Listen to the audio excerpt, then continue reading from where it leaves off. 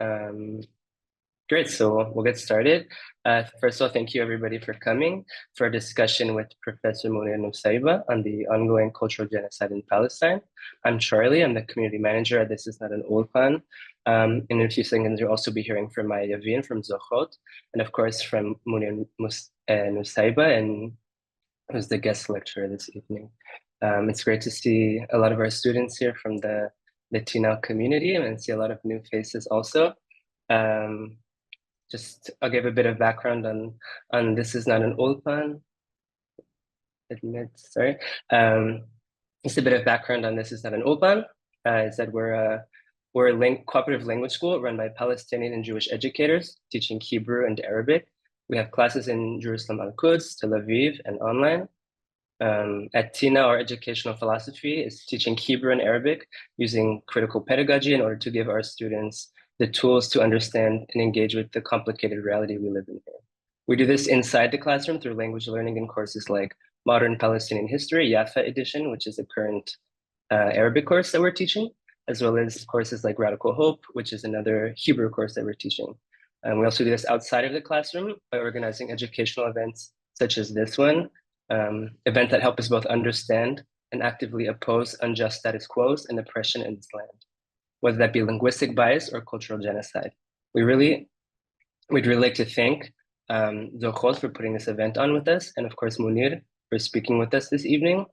And with that, I'll pass it on to my Yavin to speak a bit about Zochrot before introducing Professor Munir Nuseibah. Thank you so much, Charlie. So my name is Maya. I'm the community and education organizer of Zochrot, and we're very, very happy to see you all and for this collaboration with our long-term partners at This Is Not an Ulpan. So just shortly to present Zochrot, it's a nonprofit dedicating to exposing historical information about the Nakba through unlearning the historical narrative we grew up on, promoting accountability for the Nakba among the Jewish public in Israel, and raising awareness to the ongoing Nakba, as well as the right of return of the displaced Palestinian communities, the refugees. Our vision is that true justice and peace can be established only following decolonization of the land, when all of its inhabitants and refugees can live without a threat of deportation, oppression, or prevention of the right of return. We stress this crucially, really, in this current situation where there's atrocities of the genocide happening in Gaza. Just before I present our speaker that I'm very excited to hear, Munir, I just want to clarify some technical aspects of this specific event. So please bear in mind that this is an open event and all registrants were approved. We encourage you all to have your cameras turned on so this meeting feels not like we're staring into, our own space, but it feels more communal and it feels nicer that we can see each other, but we really understand if you feel more comfortable having your cameras turned off. And as Charlie said, we're recording this meeting and it might be also published on our YouTube channels or other places.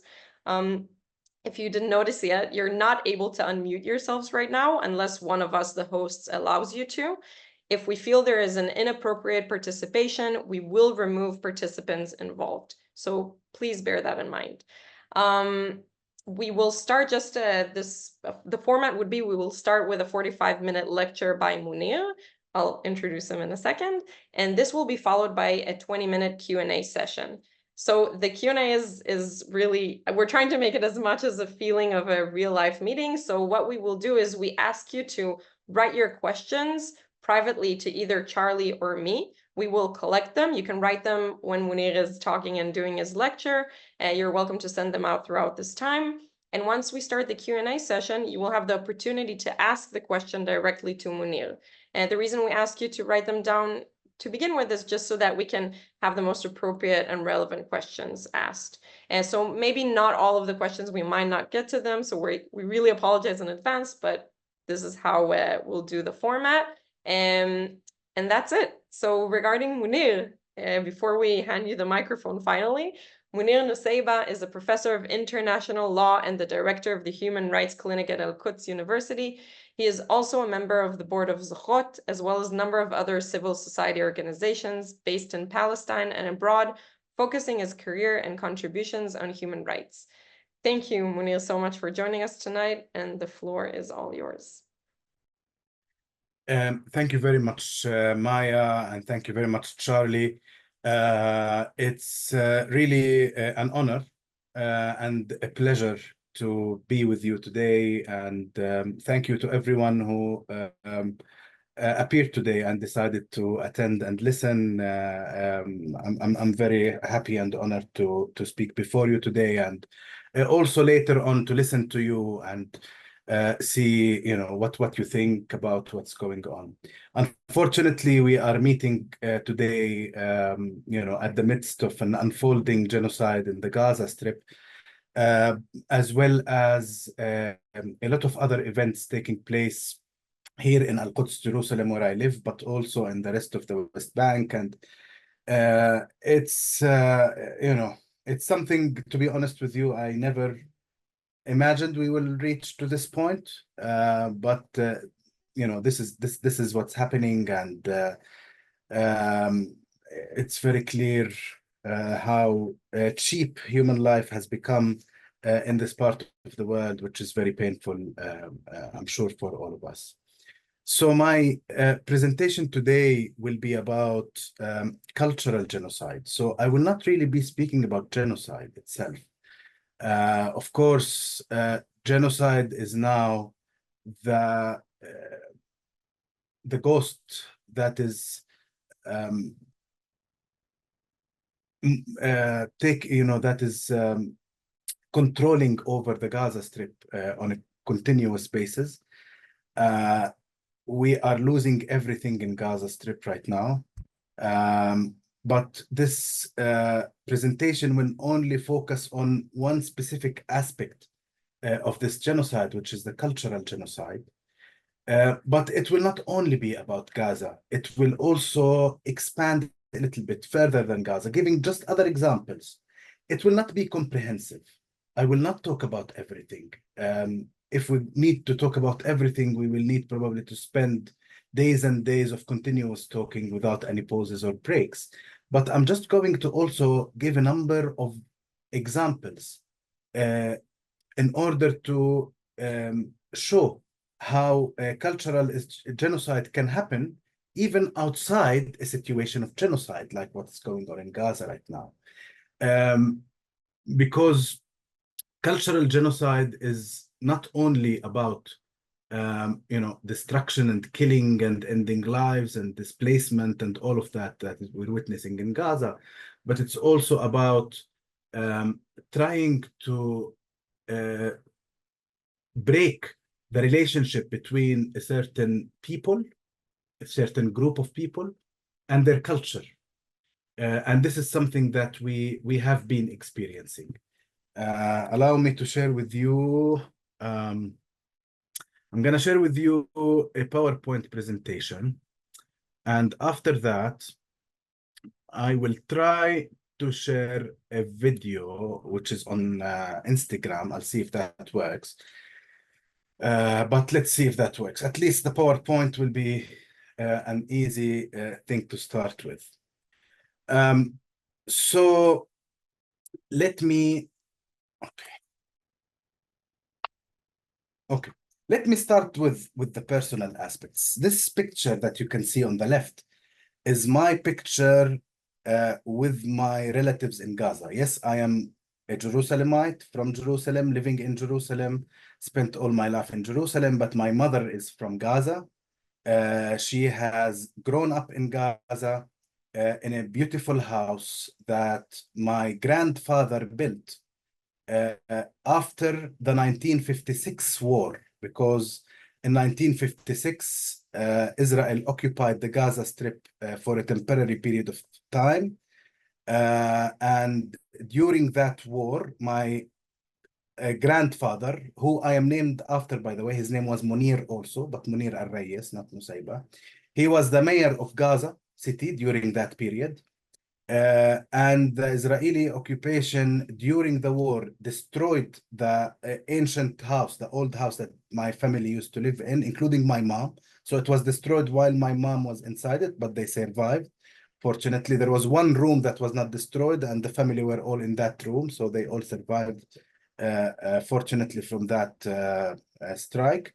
And then my grandfather built a beautiful house somewhere else in Gaza City, in a neighborhood called Al-Rimal, which is the house in which my mother grew up in, and all of us, visited and used to visit quite continuously. So I have a lot of memories in this house. This house was built in the early 50s, and life continued there. It had not only our memories, but also all the old pictures that the family has been taking since the 50s until today. All the poetry that my grandfather and my uncle, one of my uncles, was a poet. Among other things, he was also a politician and a lawyer and a judge and a lot of other things, but he was a poet, and he wrote a lot of poetry in his life. The Israeli army did not bomb this house, but they burnt it after they invaded Al-Rimal during the current genocidal war. This picture was taken by one of our relatives. All of my family members have been displaced. You can see maybe here in this picture on the left, some of the family members who I spent some time with in 2008, the only time that I have been able to enter Gaza since 2000, with a special type of permit. When I worked with a certain international organization, but I haven't been able to get permits to visit my family since then. And also my mother has been, unable to visit her family for a long time. So I started with this personal story just to demonstrate that whatever I'm going to talk about later, the other monuments maybe that were destroyed and damaged during this war are certainly an important part of the collective memory of the Palestinian people. But it's also important to remember that our small memories, including our small pictures, which I'm sure each one of you is keeping in their drawers and in their cupboards and cabinets, and your mothers are taking care of, etc., and your family, etc. These are also important aspects of our culture that when we lose, we lose a lot, actually. But let me remind us also here that the cultural genocide did not start in 2023. It did not start after October 7th. It did not start after the war on Gaza. It actually started as early as the Nakba, which Zochrot is there as an organization in order to remind everyone of the significance, importance of the Nakba in the collective memory of the Palestinian people, and the importance of redressing the Palestinian victims of the Nakba. This cultural genocide started when hundreds of Palestinian villages were totally destroyed. And when our cultural property, including books, including historic items, were either destroyed or stolen and put in Israeli museums or libraries, etc. This historic event has disconnected us from a very wealthy fortune of culture and knowledge and heritage that existed way before Israel was established. Maybe this is because the colonizer, when the colonizer comes, the colonizer feels intimidated by the culture that exists within the land that it is colonizing. We've seen this. Israel is not the first country in the world to do this. We've seen this in the Americas when genocide not only destroyed and killed the native indigenous populations in the Turtle Island, as the native population call it, the Americas, but it also destroyed much of their culture And now there are attempts to try to preserve whatever is left from their culture. They are trying to perform dances and rituals in order to preserve it, but we cannot forget that a lot of the things that have been destroyed will never come back again, including memory, including knowledge, including traditions, including ways to do things. They will never come back. They will never come back. The same happened to us. A lot of our culture and identity was already eradicated following the Nakba. We have the awareness of the importance of keeping our traditions and our culture, but we keep facing continuously great threats against this culture and against this collective knowledge and collective experience and history. But now let me focus a little bit on this ongoing crazy genocidal war in the Gaza Strip.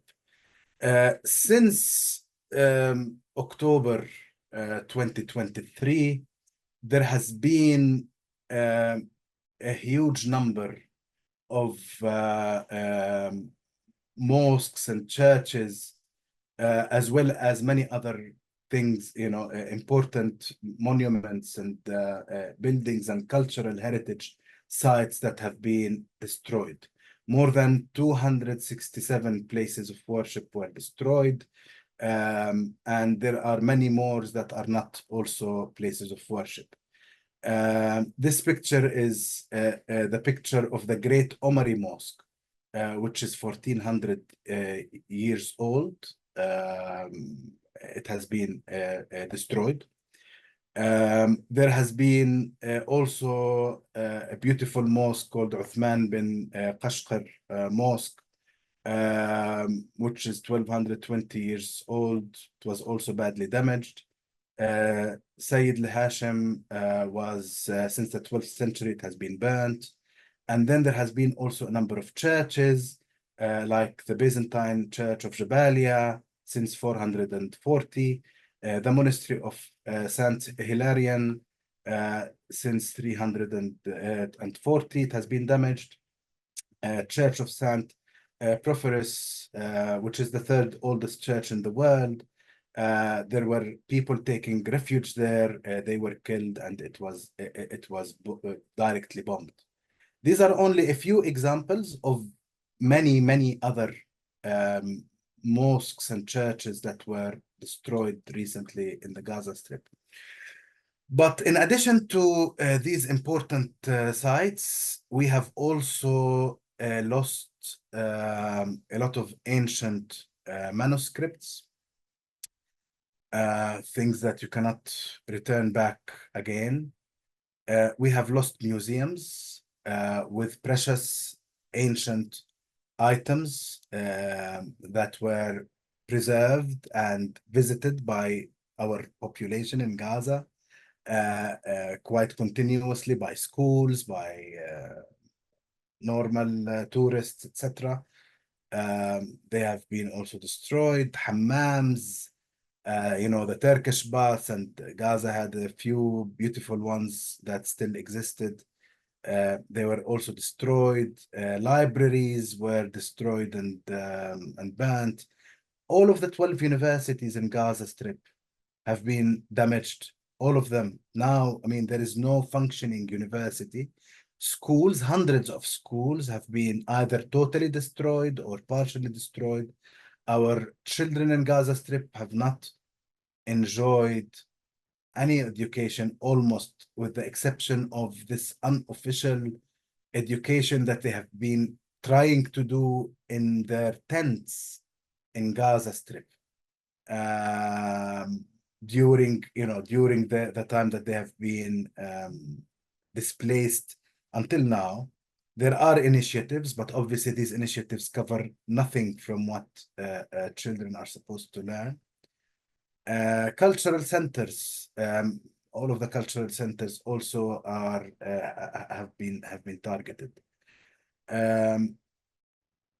But also during this genocidal attack, there are individuals who have been targeted, artists, poets, authors, academics, have been targeted and killed, or some of them could not survive the circumstances.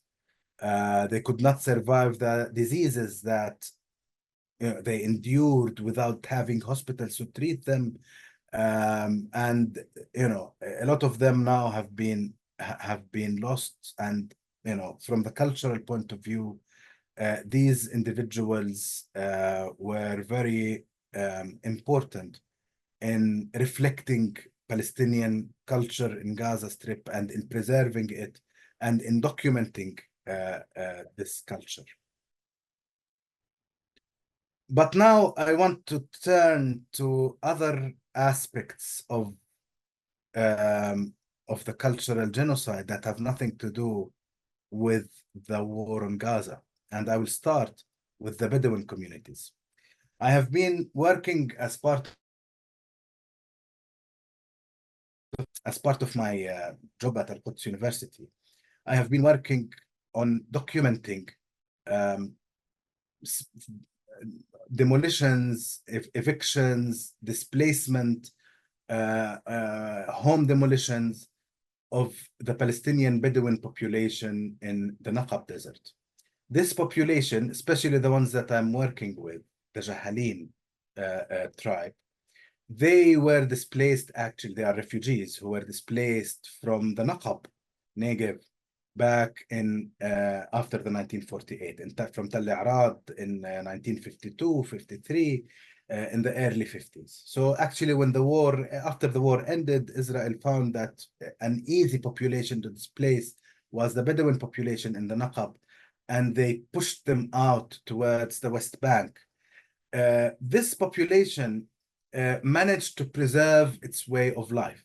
And this population is an important part of our cultural heritage as Palestinians and as Arabs as part of this region.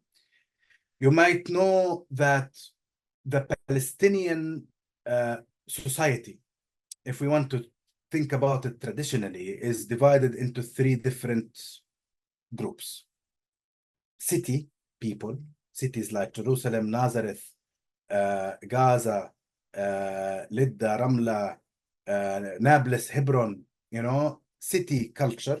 That's one type of culture where people are, they traditionally worked in trading or in some industries and other, that type of life. They have stone houses. They live in a stable space, and that's one aspect, one part of our society traditionally. The other part of our society are the peasants, the people who lived in villages, who did agriculture mainly, and basically who grew the crops that people ate from. The third population, which was the Bedouins. The Bedouins, and this is obviously, the Bedouins have an ancient way of life that exists everywhere where there is a desert. It exists in Palestine, it exists in the region, in other areas. And the Bedouin lifestyle is based on either nomadic life, so moving from one place to another, or semi-nomadic, which is mainly the style that the Palestinian Bedouins are attached to. Semi-nomadic means in the winter you go to a certain place, in the summer you go to another place, you follow the water valleys and water springs and the green spaces, and you live on animal wealth, and you grow your animal wealth, and this is an important part of your income. Until today, by the way, in my own city house, we still have some of our old traditions. where every year in the spring, in April, and between March and June, I would say, we buy products from the Bedouins, cheese, butter, and other products, and we preserve them for the whole year so that we wait until the next spring to buy the same products again. So we would buy 20 kilograms of cheese, and we would put them in jars and salt, etc. That's part of our culture and our way of life. Israel has been focusing on urbanizing this group of people. Why do they want to urbanize them? Because they want empty lands in Area C in the West Bank. They have been concentrating one of the most important strategies of displacement in the West Bank is to concentrate the Palestinian population in as small an area as possible in order to construct Jewish-only colonies in as big an area as possible. And the Bedouin communities in the West Bank, but also in the Naqab until today, are an important challenge to this policy. So what Israel, because they have special conceptions of privacy, very different from city and village people. They like their space, they like their privacy, they like to move around, they have their own way of life. Israel does not like this way of life. As an official policy is to continue to not recognize any Bedouin community in the West Bank, as well actually as most Bedouin communities in the Naqab Desert until today that are still being displaced on a continuous basis. In the Naqab, they want to concentrate them into townships like Rahat and others, and the same in the West Bank. They want to concentrate them to go and live in the villages like Abu Dis and Aizariya and other areas in order to have an Area C of the West Bank that is empty of Palestinians. They have been resisting, obviously, these policies, but now it's not only state institutions that are displacing them, but it's also armed settlers that are going to their villages and displacing them with, armed settlers are going and scaring people and pushing them out of their lands. This is creating another form of cultural genocide. The losing, and even those who are now still living in their somehow Bedouin lifestyle, they are not actually living in their Bedouin lifestyle because they cannot move. If they leave a certain structure in which they live, and they don't have stone homes, they have like some very weak structures. So if they leave these structures, they will never be able to come back and find them still existing. So they have to stay in one place. Israel is preventing them from grazing from taking their sheep and goats for grazing, and this is also this also means that their normal lifestyle is now not possible anymore.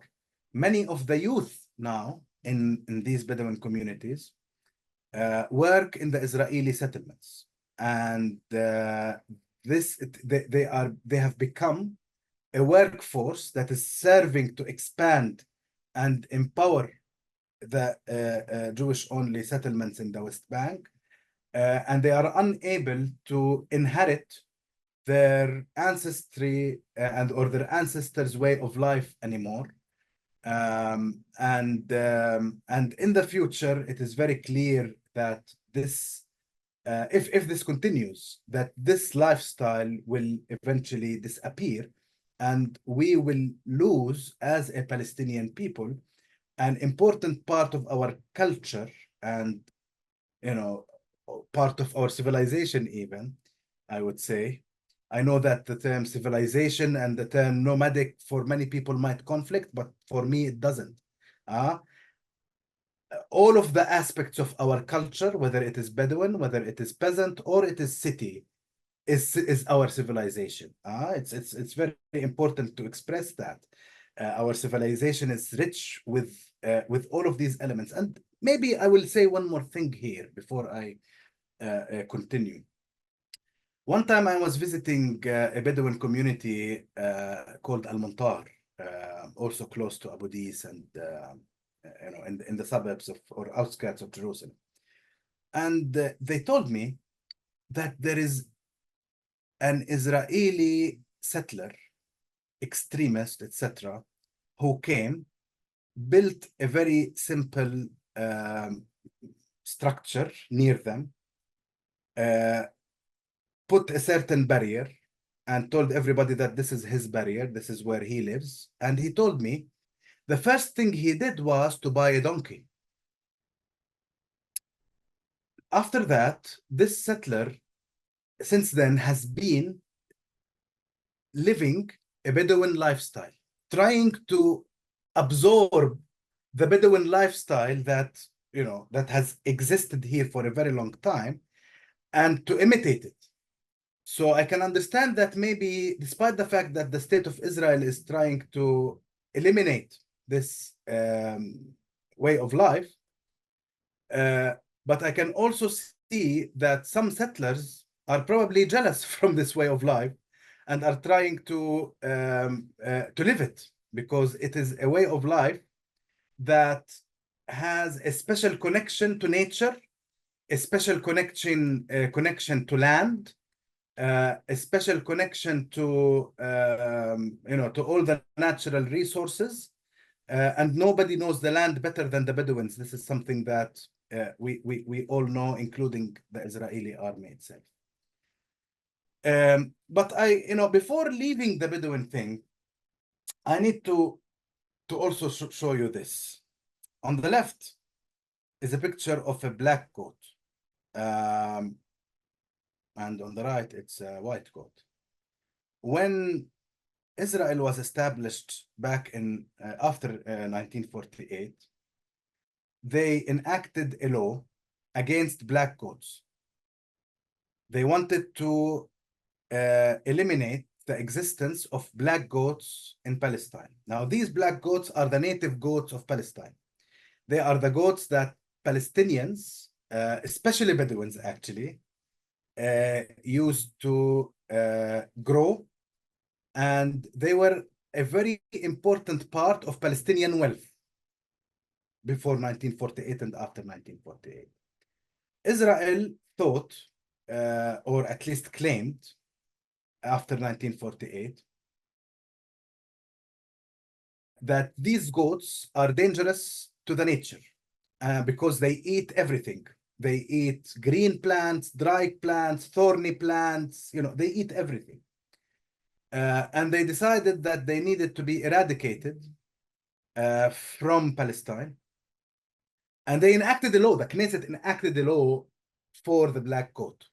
And then the Israeli state authorities continuously worked on confiscating and punishing Bedouins as well as peasants and the other people who were keeping these goats.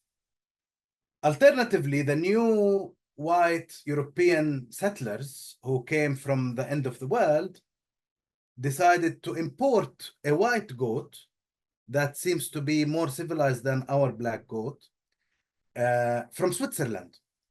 And they promoted this white goat as as much better to the nature, etc., etc., etc. Eventually, just a few years ago, especially after the fire that took place in Haifa, in the woods in Haifa, there have been many scientists basically who argued that the black goat has an important role in preventing these fires. It has an important role in preserving nature. By eating all of these dry plants, that they were actually also preventing fires from breaking in the woods. So eventually, Israel canceled the black goat law. But unfortunately, these black goats don't exist now in as much, as they used to exist before the Nakba in 1948. By the way, this is a normal colonial method. We've seen this also in the Americas, where the colonists brought animals from their part of the world, animals that they were more familiar with, and then they changed the natural balances in the area that they colonized. So this also happened here. Now I'm turning to another example, away from goats and from all the other examples. Jerusalem, where I live. In Jerusalem, more than 45 Palestinian public institutions and NGOs have been closed by Israel. Obviously, the Orient House, which is the PLO headquarters in Jerusalem, but also the Jerusalem Chamber of Commerce. These are examples. The Arab Studies Society, the Cultural Forum Society, the Agricultural and Industrial Chamber of Commerce, the Higher Council of Tourism, and the Small Projects Center established by the European Union, and many others. We are witnessing in Jerusalem, this picture, by the way, was in 2018, where the Jerusalem Chamber of Commerce conducted an iftar in Ramadan for a number of people in a restaurant called the Jerusalem Hotel Restaurant. Maybe some of you have been there. The Israeli police went and invaded the event because an illegal event was taking place from their point of view. There was an iftar organized by an illegal entity, which is the Chamber of Commerce. So the way that the Israeli occupation has been dealing with the Palestinian population in Jerusalem has been in a way that erases our ability to organize ourselves in the way that we want, to express our culture and our knowledge and our traditions and principles and beliefs in the way that we want. And alternatively, they want to control the way that Palestinians in Jerusalem think. This is an example of controlling here, which is related to education. Israel has been working very hard on changing the education system in Jerusalem, and in as much as possible promote or enforce, in some cases, the Israeli curriculum upon the Palestinian population in Jerusalem. This is a picture of one of the textbooks for children. Obviously, you can see the symbols at the bottom, but I can translate to you the text. Dina is saying, the state has built our cities, our Arab cities and villages, and improved it a lot. Ahmad is answering.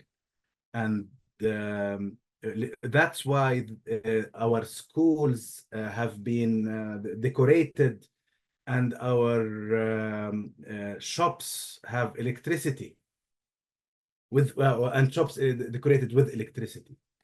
Khalid is saying, the elderly and the children have benefited from social welfare, تأمين الوطني, بتوح لأمي, national insurance.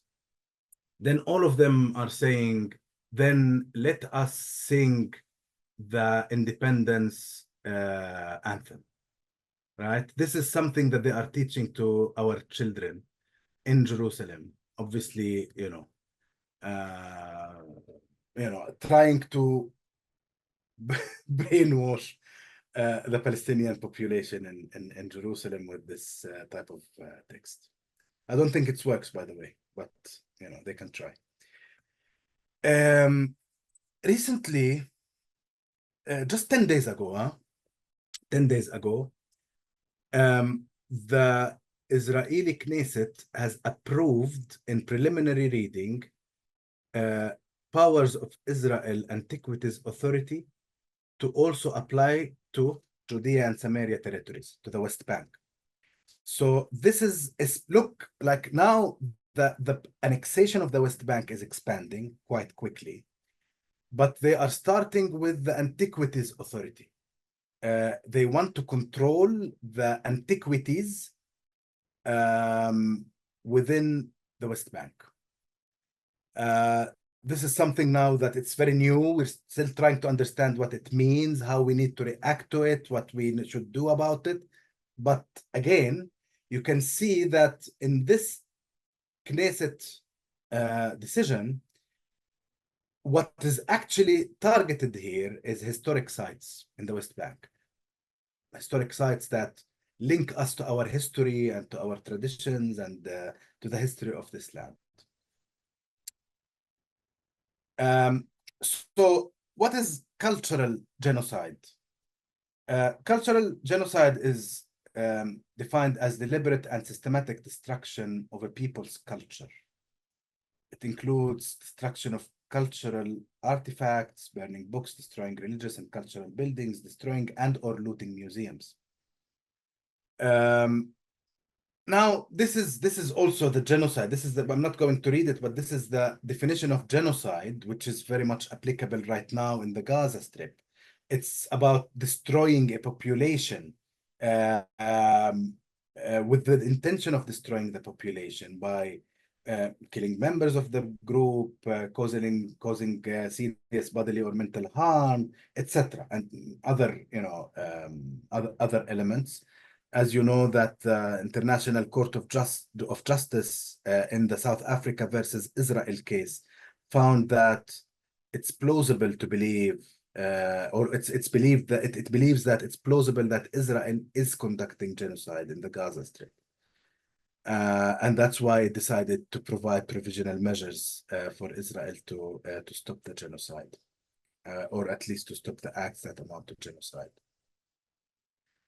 But there are also other elements in international law that protect cultural life that also apply to us, to Palestine. The International Court of Justice has also quite frequently, like now for the second time, confirmed the applicability of international human rights law, which Israel denies, by the way, in the occupied Palestinian territory. They say it doesn't apply.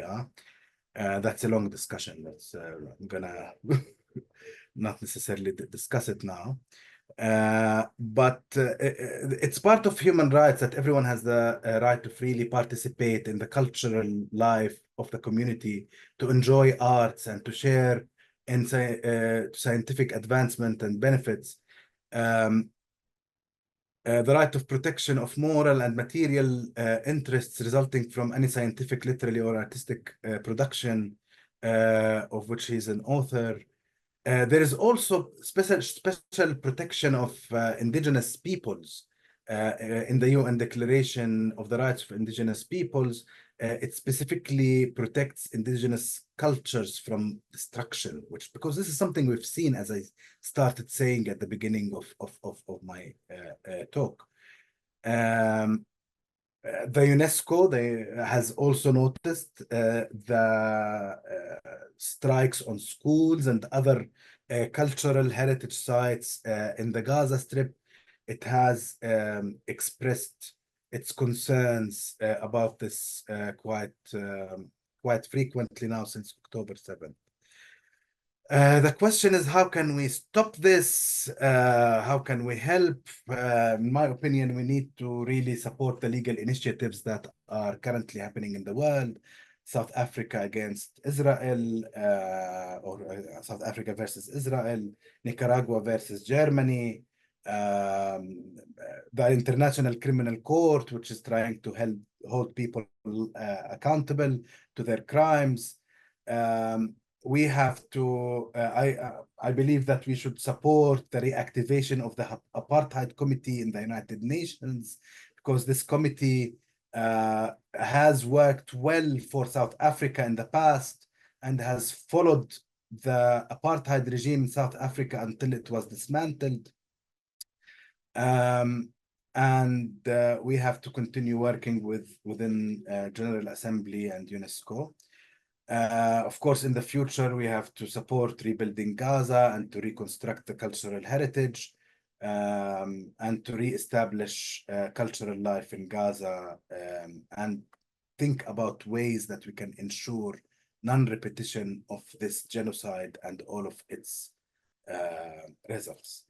Let me try, before I stop talking, I think I still have 5 minutes according to the schedule that you sent me, Maya. Let me try to share with you, and let me see if that works well, but I'll try to share 2 videos, okay, from my cousin called Mahid, which is also the name of my uncle, my late uncle from Gaza, and I called my son Mahid as well. So that's a name that is dear to me. 1 second.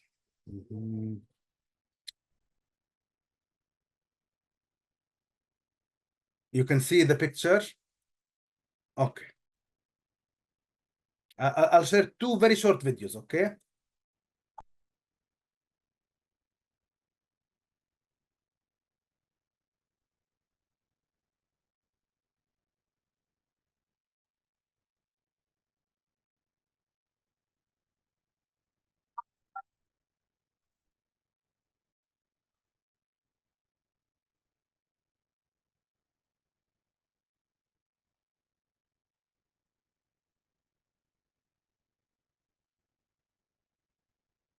Was it, did you manage to see and hear? Yeah, but there was no sound, but it was beautiful. I don't know if you want to share it. You know how to share with sound. You have to do like click a specific The like when you link. do How? no, but like when you do the share, then you have to I have to do something in the share? yeah, let me try. once you click on share, you have to mark share sound at the bottom on the left. And then it shares like I don't know if you see it. I see share. I don't see share sound. If you click share screen, Yes, you are yeah, a genius. and you can no, just zoom, and you can replay it. I think people are happy to see it again with sound. With the sound, yeah. My second cousin Nahid is also a musician, so this is him playing music, and he's also a composer. Okay, I'll play it again, and then I'll go to the other video, and then if you like, you can go to his Instagram page and watch videos and.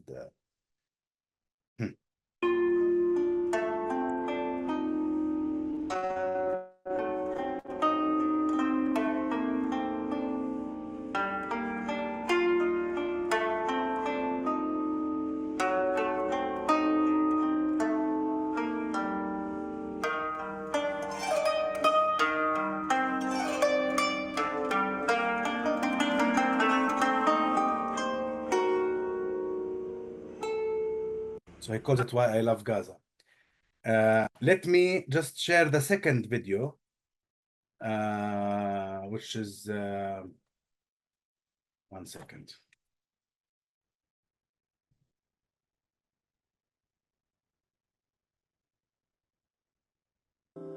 This was home. My father's father's father's home. Was it bombed? No. It was intentionally burned down, like every other beautiful home in Gaza. This is the balcony where my Sida would craft his famous poetry. These are the stairs where I said goodbye to my tata a decade ago, the last time her brain was intact. We both started crying, we didn't know why. In here was the main kitchen where my parents lovingly munched on olives from our farmland. Don't sit there, my aunt said, years after my tata passed away. That's your tata's seat. This was the garden I gazed at as I smoked shisha with my cousins as a teenager. When my cousin was to marry, I was told the top floor would eventually become his. A generation later, his sons, then his sons as well. I can't tell you how many stories, memories, and laughs were had, how many babies were raised and grew old, how many legacies crafted, how much love was contained in this home. Every corner of this place burst with color, like a kaleidoscope of meaning. For most families in Gaza, this is their second Nakba. The second time they've been violently forced out of one part of Palestine. It isn't for my family. My family has always belonged to Gaza. This is our first Nakba.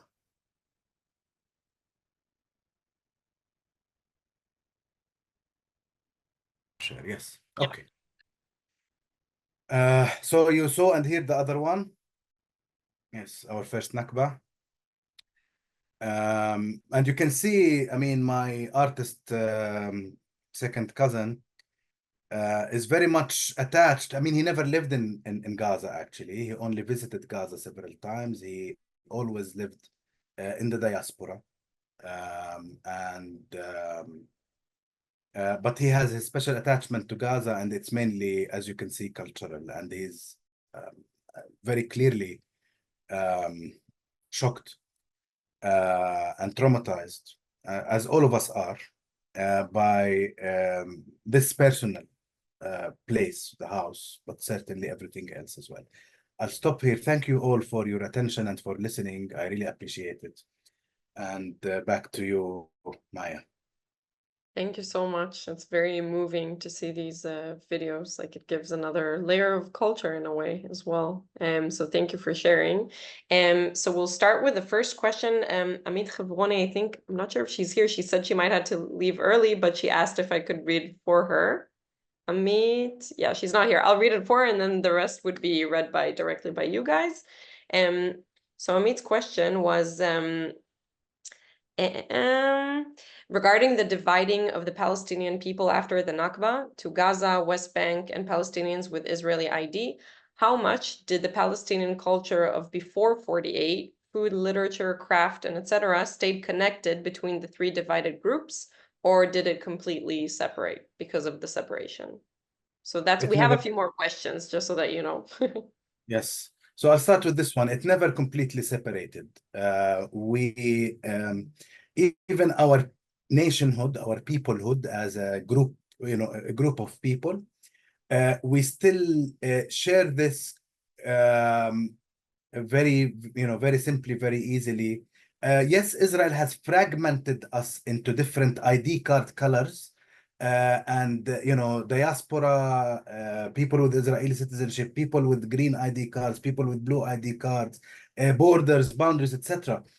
But once we connect or meet, it's very easy for us to discover that we still carry the same culture. One time, I met, and I'll say it quickly. I know we need to answer other questions, but I met a young man in London who is a Palestinian refugee with a travel document originally from Lebanon, because his family was displaced to Lebanon. He grew up in Saudi Arabia, and then he went to London. He took a student visa and stayed, and eventually became a citizen of the United Kingdom. And I told him, when I met him, he still didn't have the citizenship. I told him, once you become a citizen, you and I will go to Palestine together, come and visit, and we will go camping and look for your village. His village was a Bedouin community near Tabariya, Tiberias in the north.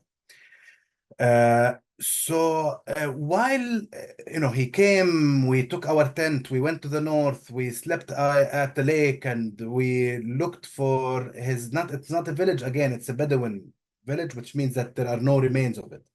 It's not like a place where there was a mosque or something left. It's near Hattin. And then we met some people in that area, and I realized while they were speaking to each other that they had the exact same dialect, the same words that they use. Like even here in Palestine, our dialect is different from one city to another, etc. So, for example, he always called the road, he called it darb. Here we call it tariq, for example, tariq, or my way. There in that area, or he calls it darb. Then when I met the people there, I saw that they exactly speak the same dialect. Of course, I mean, the Palestinian culture and traditions were preserved, but despite everything that I'm saying in terms of cultural identity, I should still say that a lot of our culture has been erased, indeed. and will never come back. But we still carry memories from our parents and grandparents, from our ancestors that live with us and that we work hard to preserve as well. Thank you. Great. Maybe Maya, did you want to ask a question? You need to unmute her, allow her to unmute. You should have do you have an option to unmute? I'll help wait.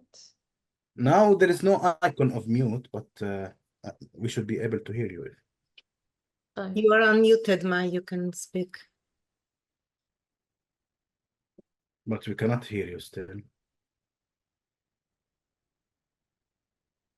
So I think she says maybe Charlie, do you want to read her question? Yeah, sounds good. All right. So May asked, from a legal international, there's two questions. I'll read the second if there's time for the other one also ask. From a legal international educational rights point of view, what are the implications of imposing an Israeli curriculum on Palestinian students in Jerusalem? In what ways does this violate international educational rights and standards?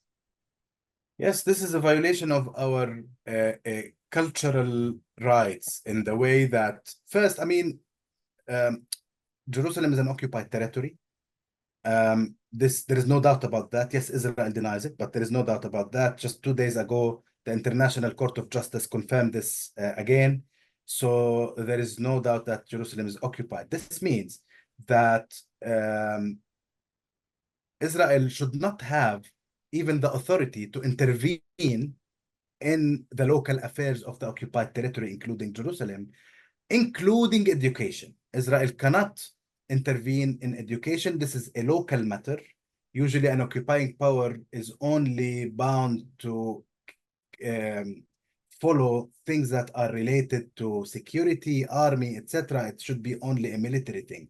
Israel is certainly has gone way beyond its military objectives when it comes to Jerusalem and the rest of the occupied territory, and it is intervening in our education.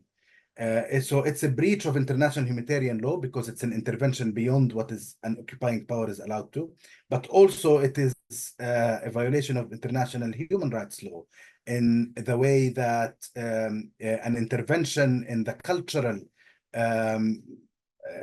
life of a certain group of people, even if it wasn't occupied in this way, is depriving us from our freedom to teach ourselves, our children, our culture and our way of life and our knowledge. You're welcome. Thank you. Moran? Oh, wait, sorry, I keep forgetting. There. Okay, thank you. First of all, Munir, it's always good to see you and hear you. And thank you for this very enlightening talk. Always enriching to hear your perspective and analysis, really. And also sharing your personal story is like completing the picture in very important and unique way. So thank you. And I want to ask about, you mentioned that there are conventions that refer to cultural heritage and the cultural rights of peoples on their culture, actually. So I wonder, is there any measures taken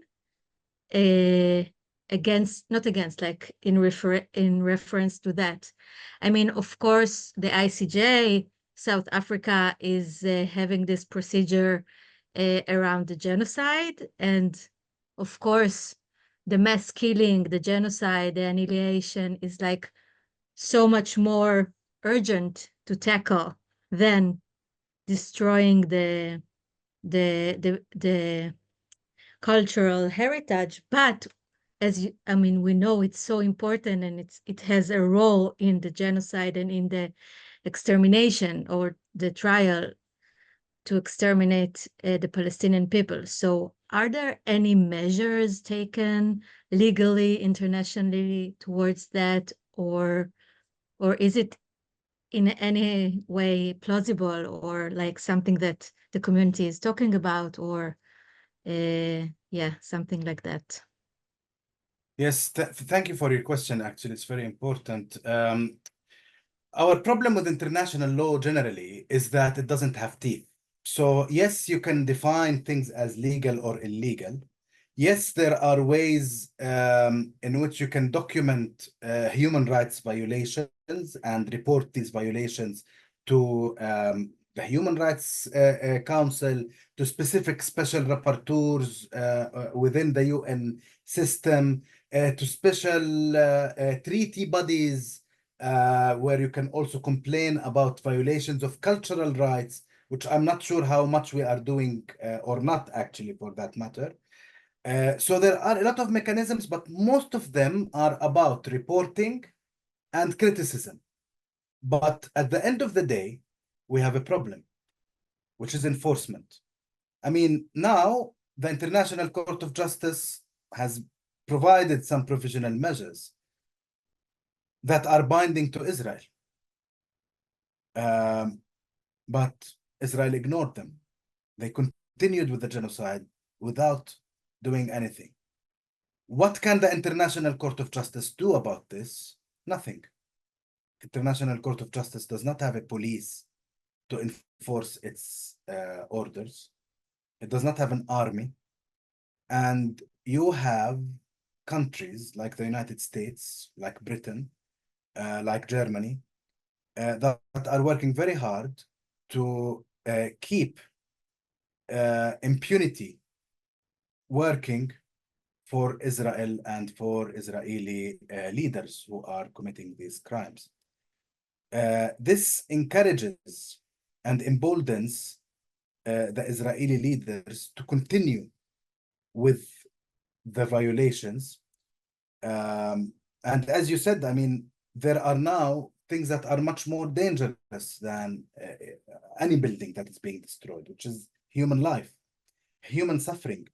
Today we are hearing about torture that is happening in ways that we cannot imagine, at all. But it's happening. It's documented, but nobody can do anything about it. So there are a lot of initiatives. We have these cases in the International Court of Justice. Actually, I mean, the Nicaragua versus Germany case is very important because it's about responsibility of third parties. Because look, Israel is not, I think we all agree here that Israel is not going to listen. We know its leadership right now, and we can understand that it's not going to change to the better. The only way this can change is with sufficient pressure from the outside. And that's why I believe that what we should work on right now is sanctions. Because if Israel feels that it is punished and held accountable for the genocide and all the other violations, the apartheid, etc., then maybe something like what happened in South Africa will happen. The regime will find that it cannot sustain itself anymore. Now, the problem is, until now, we have very strong Western support to Israel, which we also had for apartheid South Africa in the past, by the way. But eventually, after the Global South pressured these countries, they changed their way of conduct on South Africa during apartheid. And apartheid saw that it cannot sustain white supremacy in Africa, in an African country.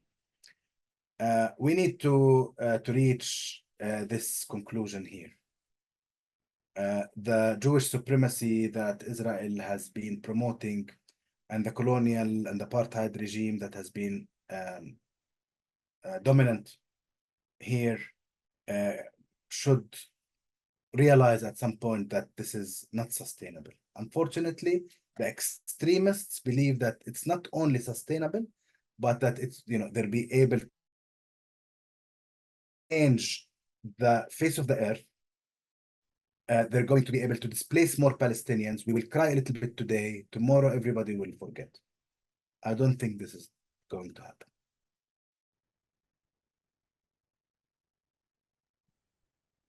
Thank you, Munir. I think Skip, you had a similar question. Maybe you wanted to ask a follow-up. Yes. Thanks for introducing the question I was going to ask about how to implement the decisions of the International Court. So you've given two examples, which I think are very helpful: sanctions and international pressure. But what other steps can you think about, maybe drawing on historical precedents or through a keen imagination? What other steps can you suggest to implement the decisions of the international courts? I'm not sure that I can think of additional steps other than maybe sanctions from states, but also public grassroots action as well. This is the additional thing that I can add. Public grassroots action, not only against the Israeli state institutions, but also against companies and businesses that are investing in the occupation, in the apartheid, in the genocide. We have started seeing initiatives like this happening in different places around the world. So even in situations where the state itself is refraining from, like Britain, for example, it's refraining from stopping its support to Israel. Actually, Britain is going very far in shielding Israelis from international accountability. They have recently intervened in the International Criminal Court, basically arguing that the International Criminal Court does not have jurisdiction over Israelis, only Palestinians. If you want to prosecute in Palestine, prosecute Palestinians only. That's the British point of view that it communicated to the court. And now it delayed basically the decision of the court as a result of this opinion that they wanted to share. Now we're going to discuss this for several months ahead, instead of just getting an arrest warrant immediately. But then you will find that there are certain municipalities in the UK that have started divesting from companies that are investing in occupation. This has already started to happen. We have started to see cases in domestic courts against specific individuals. For example, Netanyahu is going to the US soon. Yesterday, I read that the Center for Constitutional Rights in the United States has started an initiative of asking the prosecutor's office to investigate crimes that Netanyahu has allegedly conducted. So if this works, we don't know how things work. I don't know how things work in the US. But if this initiative works, we have one of two options. Either Netanyahu will cancel his trip to the US, which is already good. I mean, it's already a certain layer of pressure on Netanyahu, or he will go and be arrested, which is even better, right? I don't think it will happen. I'm not that optimistic, to be honest with you. I'm sometimes, when it comes to the US, I don't know how things work, but it's a great initiative by the Center for Constitutional Rights. These initiatives in different countries around the world are very important. They push towards more and more accountability. Israel would like to present itself as a democracy. Now it's facing a hard time doing that, reflecting this image. And I think this is going to influence it on the long run. But again, enforcing our human rights needs struggle and is a very bumpy way. It's not an easy highway to go to. There isn't any single instrument or mechanism that has the potential in bringing about justice. Everything that we're doing, and I'm a human rights lawyer and academic and professional as well, but I am telling you and that all of the things that we're working with are not enough. We certainly need grassroots work. Without this grassroots work, we cannot reach anywhere. So these are only tools for us to say. So 2 days ago, there was an advisory opinion by the International Court of Justice. How do we benefit from it? More legitimacy to the cause, basically. The court said the occupation is illegal. The court said Israel is running an apartheid regime in the territory it occupied since 1967, because it was asked this question. So it didn't expand beyond this territory. It only examined 1967 territory. Okay. These conclusions by the court will give us a stronger voice to tell everybody in the world that this is what we are going under right now. But still, we need to struggle. It's not an easy way. Thank you. So we have a few more. Let's start with Hula. Hula, I'm just gonna unmute you. I need to find you there. Thank you. Thank you so much for a very powerful and very important presentation. Thanks to Zochrot and to you as well. I was really alarmed when you talked about the recent Knesset law or reading. And it seems that we constantly have to be vigilant about things that happened in 1948 and which we still pay the price for. And if we don't do anything about it, humanity will pay the price for many years to come. And now this new law, and to me, it looks and it sounds very much like continued erasure. So what kinds of things can we do now while we are still paying attention to everything that's happening in Gaza and everywhere else? But what can we do now to make sure that does not happen? Yes. I'm certain it's against international conventions and so forth. But what can we do in that realm? And alf shukr. Shukran. This is something that I am considering these days. I've had already a call by a friend of mine who's an archaeologist himself, who was very alarmed by this decision and who's very much worried about all the archaeological sites, including some that he himself excavated in the West Bank, that now these sites will become under Israeli control.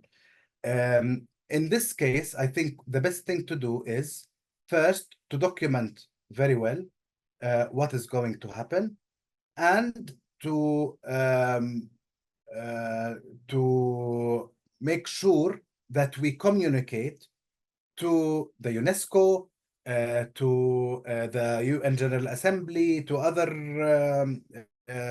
international actors, to report to them and make sure that the experience is being documented well. Maybe we will not be able to prevent this control, just like we haven't been able to prevent building settlements or displacing more and more Palestinians or demolishing more and more houses or. I don't think we will be necessarily able to prevent it from happening, but we need to document very well, make sure that all of our archaeological sites are very well documented, and whatever happens to them later is documented. And they will return eventually, right? I believe that these archaeological sites will return, just like Palestine. But we need at this moment to document and report. I don't think we can do much more than that.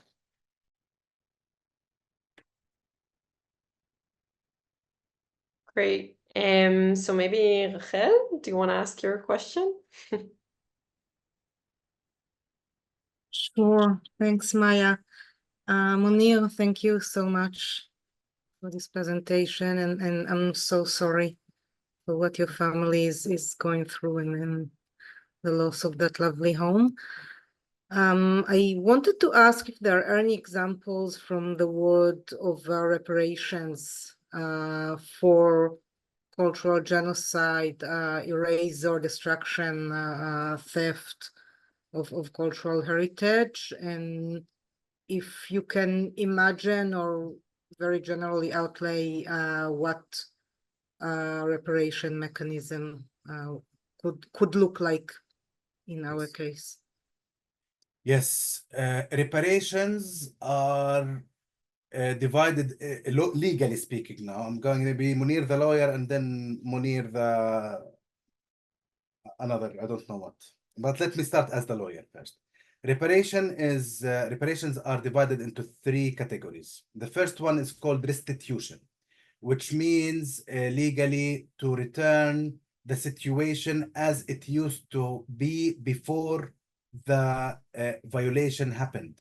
So let's imagine in a certain situation that Israel stole a certain historical property, right? Maybe a coin from a museum or whatever, and they still have it and they preserve it in a museum in somewhere else. They need to return this back. So this is the easy part. But then if there is something that can be rebuilt, this comes back also as restitution, to rebuild something that has been destroyed. Unfortunately, some things that have been destroyed cannot be rebuilt, but we also have seen in different historical experiences around the world that some buildings have been rebuilt, even with much of the same stones in some cases, but sometimes with adding other stones and a mixture between this and that. I believe we need to work on rebuilding the ancient things that have been built. And finally, and then compensation, which is monetary, so financial compensation.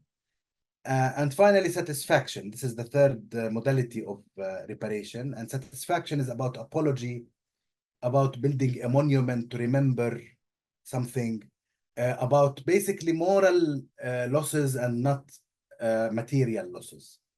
And there are many ways that satisfaction can happen. Acknowledgement of fault, apology, building monuments, building memorials, building, you know, we can be more creative, obviously. Now, there are things that cannot be really restituted, cannot be rebuilt. And in that way, we will need an extra effort to revive the cultural heritage. Some cultural heritage is tangible, like buildings, and some of it is not tangible, like ideas, like ways of life, like so one thing that one could do is to allow for different ways of life. For example, like the Bedouin way of life that I was talking about earlier, to allow it to flourish again in Palestine. This is really an important part of the land, of this land, of this area, and of culture and of civilization. And one way in which we can repair this damage is by allowing this way of life to be revived again by the people who want to revive it. Maybe not all of them want to revive it, but certainly many of them do. And I can see that Palestinians are strong, actually, in resilience and resistance and retrying again to revive everything, you know, to rise from the ashes. So I believe that at any time in the future and in the present, obviously, we do have Palestinians who want to preserve and build and rebuild our cultural heritage. Yes, we have lost certain things forever. We cannot deny that. Unfortunately, I'm saying it with all the heaviness in my heart to say that there are things that we lost forever. You never want to believe that, obviously. But yes, there are things that we lost forever. But we can revive whatever we can revive at the end of the day. And this is part of the reparation process to encourage and allow flourishing of cultural flourishing in a way that changes, that somehow repairs the damage. Great, thank you, Munir. I think we'll stop here for the questions. I don't know, do you want to give a concluding statement, Munir? Maybe you can. It's great to see there's 42 people here, a lot of people here living in the land, a lot of people outside. Maybe what can we do now other than continue learning to kind of stop this genocide? Organize. Learning is an important step forward because without learning and without knowing the reality and the facts, we cannot change. Maybe sometimes if we're not learned enough, we can even be contributors to the genocide and to all of that.